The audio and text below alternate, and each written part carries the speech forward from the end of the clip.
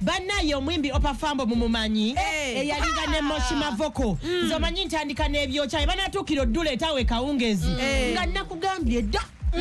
Oshagede so Opa Fambo ye yali mu duo eya Opa Fambo ne Moshima Voko yo duo yalinga yali managed by Roger Lubega tuyita manager wa Spice omulunzi omubwati yes era bwe yabaawula n'asalawo yasigazeko Opa n'atera ne kimala ne kigaanamu awo era yalemesa nnyo Moshima Voko Moshi n'atuka n'ekiseera erinnya n'alyejjako n'agamba ani yalemesa ono Lubega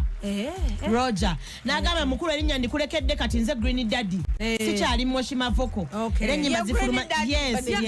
ayambala green amviriza green ate ayagala nnyo obutonde obwensi yes that's why he's called ambassador era nze nange simanyi lwaki ayagala green n'otukabutusi wali ku studio yaabwe so anyway Rosirwe Lugambo olugambo liri ku party eri endala Opa Fambo ye muvubuka yasigala ekanga baawukanye ayimba nga ziza bafana njagala mbannyonnyole mutegeere akulukuta yekyali waffe basuze batya beeyo batya obo bonna ng'ayimbira ddala ngani nga ziza bafana njagala nkutegeze nti baakubye oli temugwa kuzungira ku bakyala b'abendi bamukubye bwenzi bwe bwamututera kati video obo wakanagenda ku pages za Radio 4 ku Facebook genda ku Radio 4 Uganda ku Twitter genda kwa Radio 4 UG ku Instagram genda ku Radio 4 103.3 FM ku TikTok Radio 4 Uganda ka video fetu kaina feka nayo banange Opa yatandika dio bwenzi omuntu kati manyo ojja kutegeera nti nno ensonga lwaki ne kiri ekisolo nakyo kikola enva abantu ne balya so anyway omwami oyo bamusanze omukyala wa bendi yabadde akyalina mu kabox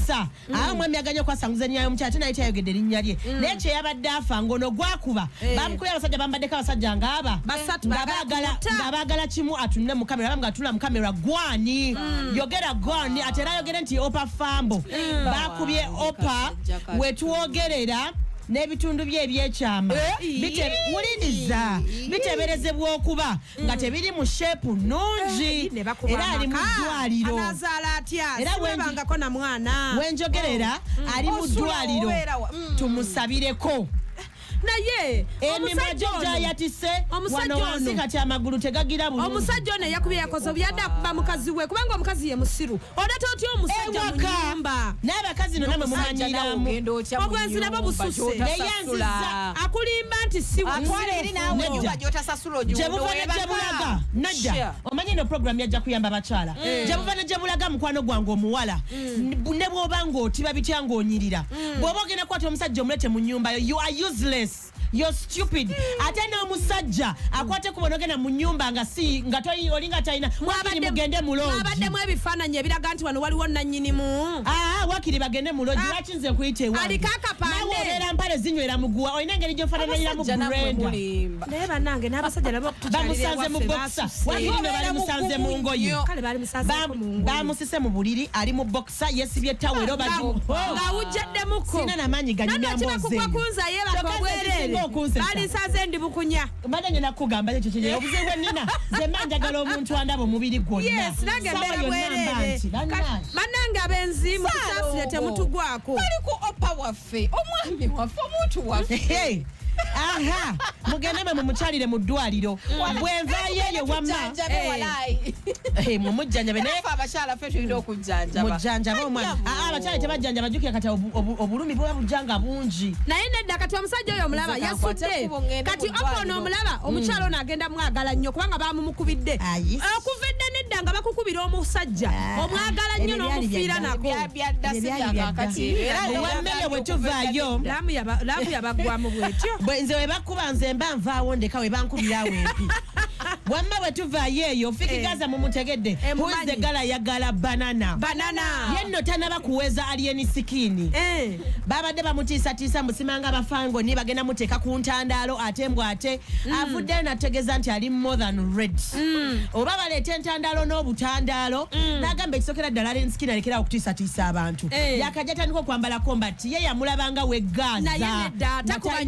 takuba nnyo munne bannange gye twali si kyekikulu we tuli kyekikulu anti kati ekyagambe bye uniform byesimanga n'entandalo n'amajje ge yafuna tegana kye gamugamba bajja n'eddamba agenda batereza mu layini Fik Gazaa amanyi agajja wa kubanga bannaye amanyi alina mangi Fik gwolaba ava mu gye liri eri eriyalisa obubi ali yeni njagala mujjukire erirejja erisabula ate yo gavumenti ndalamu eyo gavumenti namba eyo gavumenti kati wayogerera mugumu yalina akayimba ne kamiri wali akayina ate nga yasabye principal oluyimba okitegedde yamusabye manyi alina mangi ate naye no wegaza biri ebyaddala ddala naye wegaza bano bannaye nga batujjiridde Palestine tatidde kintu kyo nabula ye alenskini emboozi tayagala jogerako n'omulundi n'ogutya n'ogumu tayagala jogerako ekyali kali ku kimu ayagala kuwunzika mwaka gwe ave mu industry akomande esembe nakivubo nakivubo munaye yamaze ebigambo bye n'abirya agenda kuwanda world ekansanga kubanga omukulu hamu yavaayo n'atugamba nti ebyo binonsense tasobola kubeera ye yamanyiddirwa agenda okwandiva olaba yagana bana boy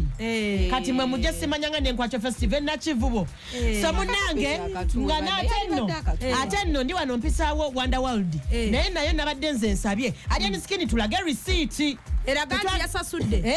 tuyinza okubeera awo ng'aliyo birala no we want clarity gwe mulimu gwange nze bwe baŋŋamba essaawa zino ebyo ebya comment bye mbeeramu mu tiktok kyova olaba nvayo n'enkulwanirira because me I know you noyajja noonye tumanyi omukulu amunona batambula babiri bambala engoye zezimu ajja ku radio nga yambadde engoye z'omukulu olweggulo kati munna yali nskini nze nga sinalaba ku receipt nze nkitwala nti olina kivulu kyonna kwakyo festival togirina bote bwe wagiranga n'eri gye wagiranga mu talina kivulu ekyo kya radio 4 agenda kujja ayimbe ekyo kye tumanyi 26 Samora nga 26 ayo kyo tukimanyi kati agala kwakyo festival jangu nga 26 tujja kulya enkwakyo yaffe ekigenda okuggwera so nga mpunzika zino z'ensonga ezimu kuzatute omukulu Edirisa Musuza ew'omukulembeze w'eggwanga bulijjo twebuuza ze zino so twali tunyumyamuko nayawo nti mugamba naye banaye nga bakubamu ebituli bagamba bakwa ekisawo kya ssente wagenda wafuna ssente abaana wabayitako buyisi abaana tolina gwogamba nti najjayo bwezi titwagala embalirira jjukira federation njagala mbajjukize twaliramu ne bapresenta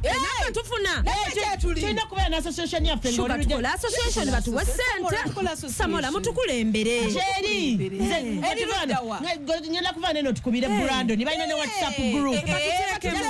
twetaagakaawo twagala kasente kubanga kati jjukira kati wano nsakala eddoboozi nga nkola kinanjira ate nga nkyalina okukola ki okola so nesose neyogereranga nze presenta negamba bannaaye kakati mukulu papa omanye eno we bambuuze no babeera bamanyi nze nkumanyi nnyo kati nyinyonyola wagenza otya kacenji kali katya nze nkoze ntya nagamba munnange mwina ngeri gye mwogera mulinga abagamba nti nno Museveni atambula ne basi ya sente oba ekikapu ekisawo kya Osofia in London bw'otuuka n'akusimba ekisawo nawe bw'otuuka n'akusimba nedda we mwali mulaba video mwina ye mwalaba ekisawo omukulu saamukwatako yadde mu ngalo takwata mu ngalo nagamba nti omukulu ne mu ngalo takwata mu ngalo z'abantu ku mukulu oyo mugabi so anyway yatugambye yabadde yagenze yagambye yali agenda ku honoringa meeting gye baali bamuwadde ayogereko n'omukulembeze amugambe ebiri mu industry awulira kino awulira kiri but he needs a compound volume of which compound volume eyo yayagadde kuliriza edikeze engeri gyali heads engeri gyali president wa federation so nga alina okugenda ayanje byawulira onayogera ate kapakati yagambye ate mwena n'owebusoga omuyimbi n'owekalamoje ensonga zaabwe zonna ate nga abebusoga bavayo ne bagamba nti federation yo tebafiirako ddala kati babafuddeko so n'agenda ayogereza ensonga bakapiripiki omanya abayimbi tulina abangi tulina ne bana abato ba fresh kids bonna abo ne bataata baabwe zonna ensonga nga zakoze eki zatutte ne bamugamba naye kyogamba ensonga zino bulijjo taziwulira n'agamba kituufu naye talina budde president alina ekyova alina ba presidential advisors bangi awulira ekyabalema n'aleeta ekyabalema awulira ekyabano so Kenzo had gone to address issues ez'abayimbi era n'asuubiza nti yawuliriziddwa bulungi yaweereddwa audience essaawa yonna ebintu byakutereera essaawa yonna omuyimbi ogenda kuba nga teweevuma talanta kuleetayo. Okay, awo katuddemu okuleeta ennyimba. Muleeta ennyimba. So wano wetwogera teyavuddeyo na kikapu kyonna. Kati Nengeera wabaye. nze neevaayo ne mugamba omukulu kaakati ate kuzina ensonga ez'okubeera ng'abantu bakyategeka concert ku lunaku lwe lumu kuba nkitwala ne bapromota balina okuba nga bali wansi waki wa federation ate nga ne federation abayimbi bano okuba nga ennaku zino nabo beetegeka olina okuba ng'okiyingiramu kuba nze nabasaba bano ne ku Saturday ne ŋŋamba mu kifo ky'okwekubaŋŋana oba mu kifo ky'okolezo buli Tuesday nga balinayo eyo jam session once in a while bayite mu kalenda bagambe mu guno omwezi tulinamu omuyimbi gundi ne gundi mu spacing bweti bwe wayitawo emyezi ebiri Sharon Kako ojja kuyimba ekole concert yange ate nabo bayingire bajja banyimbireko kati ekirala nga n'abayimbi tebajja buzzi ku concert kuyimbira ku muyimbi osupportinga omuyimbi ogule emmeeza kubanga tekikola makulu gwe kujja no just nze ate nga zo okunyimbirako ate muguze emmeeza anti wulire kikuyamba ki Sharon Kaka gwe Lydia Jasmine okugenda okuyimbirako Fik Fameka nga obutebe bukalu nabaze so mubeera ne tiimu so logamba tiimu Sharon Kaka you have a table ekyo kyoba oŋŋamba nti wetwa twogera ne tiimu zaffe like support yes kyeŋŋamba so n'agamba nti ekintu ekyo waliwo amateeka kuba nayogerako ne babajjo nenjogerako ne ku CEO waffe Dr. Atenyi Balugahale so nenjogerako nabo ne bagamba go n'amateeka mwegali naye bapromota be bagavayoletinga amateeka weegali just nti abantu waleteeka nti munno walanga tokkirizibwa kulanga naye okuva balamu weyalanga palaso ate nabali ne balanga alien buli omu n'agenderaawo buli alanze yako naye bonna bafuna kyekirungi naye nga tukawo ku palaso